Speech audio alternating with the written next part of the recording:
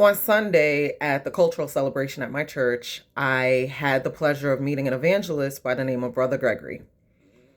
He delivers this amazing reflection, but what struck me was all the little gems that he placed in it that were so relevant to the other parts of the Mass that he really didn't know were happening, and were so relevant to some of the things that we're going through now in current times, socially, economically, globally, right? Everything was relevant.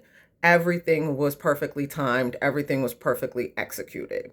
And so when I had the pleasure of conversing with him at our fellowship, I wanted to introduce myself, well, reintroduce myself, and let him know that I was a writer and I was an orator, and that I really um, appreciated the detail that he put into his presentation.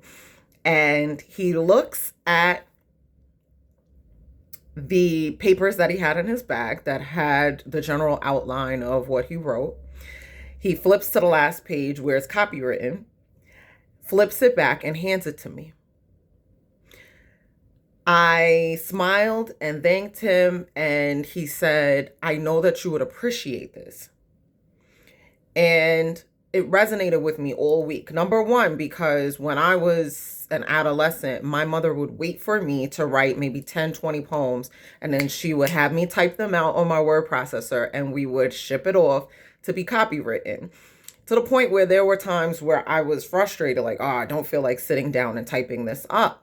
As much as I love to write, I walked around with a little marble notebook everywhere and a row of saltine crackers, and I'm just like eating and writing. And as much as I loved it, I didn't want to type it up and go through that whole process. I'm like, why does she want me to do this? I realized this week that it was because she believed that I had a gift that was good enough to steal.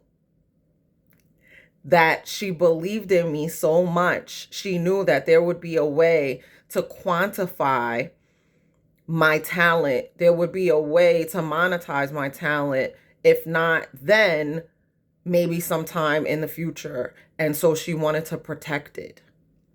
And I think about, when is the last time you had someone believe in you so much they want to protect you immediately. They want to protect that gift that you have immediately, like a metaphorical lockbox. And then once your gift is protected, look how easy it is to share it.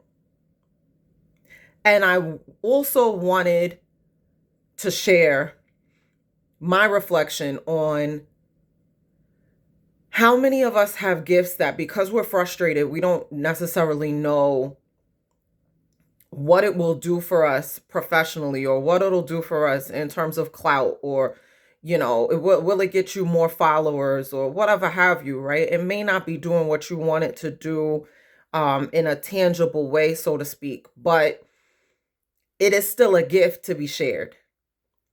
And maybe the block is we're not sharing. Maybe we're bragging. Maybe we're doing something other than sharing our gift. And so I just wanted to say that. And I am very grateful that someone shared their gift with me and woke me up about some of the gifts that I myself may have.